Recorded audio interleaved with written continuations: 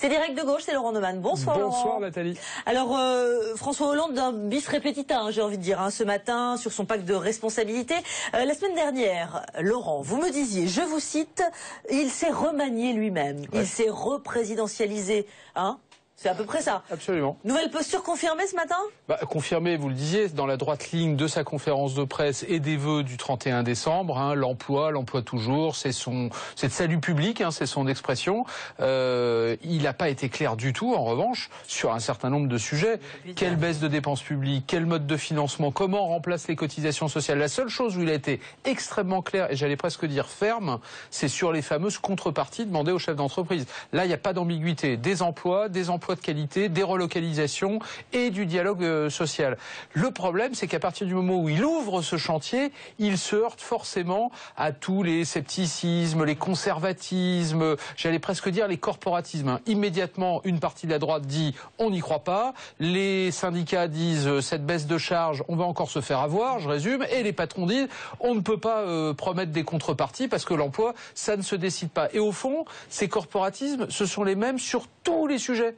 Quand on parle du cumul des mandats, instantanément, les sénateurs sont contre. Quand on parle de la transparence de la vie politique, vous vous souvenez, après l'affaire Cahuzac, même chose. Et puis là, regardez, on dit baisse des dépenses publiques. Donc François Hollande fait ce que les autres avant lui n'ont pas fait. On va s'attaquer au millefeuille territorial. Et là, indiscutablement, tout le monde est contre. Tout le monde est contre, toujours pour de très très bonnes raisons. Et alors, ce qui est drôle, c'est que comme les collectivités locales sont essentiellement aux mains d'élus de gauche, eh bien la contestation vient de son propre camp. Donc pour sortir de là, il n'y a qu'une seule solution, c'est faire preuve d'autorité. Et c'est justement ce qu'on lui reproche d'en manquer jusqu'à présent. Il y a un sondage ce soir à la une du Monde qui est passionnant.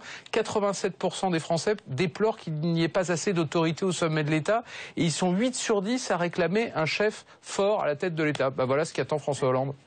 Alors le message est-il passé? En tout cas, montre d'autorité de son côté suffisant ou pas. Nicolas Sarkozy, pendant ce temps, il est de retour. Il est de retour pile au moment, où François Hollande termine. En fait, regardez, ça se passe sur Instagram. Cette petite photo qui a l'air de rien, c'est au Café du Coin avec les Parisiens. Version proche du peuple, Nicolas Sarkozy, joli coup.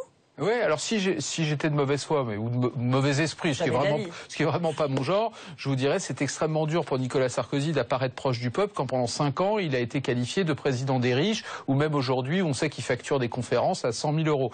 En vérité, c'est plus fort que lui. Nicolas Sarkozy ne supporte pas d'être absent de la scène politique ou de la scène médiatique plus de quelques heures ou de quelques jours. Donc il envoie à intervalles réguliers des cartes postales. Alors un jour il est au concert de Carla Bruni, dimanche soir, faut être fan de foot comme moi pour le savoir, il a passé des minutes entières dans les vestiaires du PSG pour le match PSG-Nantes aux côtés de Nathalie Kosciusko-Morizet. Donc aujourd'hui, c'est dans un bar. La vérité, c'est qu'on n'est jamais aussi populaire que quand on n'est pas au pouvoir. Et d'ailleurs, Nicolas Sarkozy, dans les sondages, il n'a jamais été aussi haut depuis qu'il a quitté l'Élysée.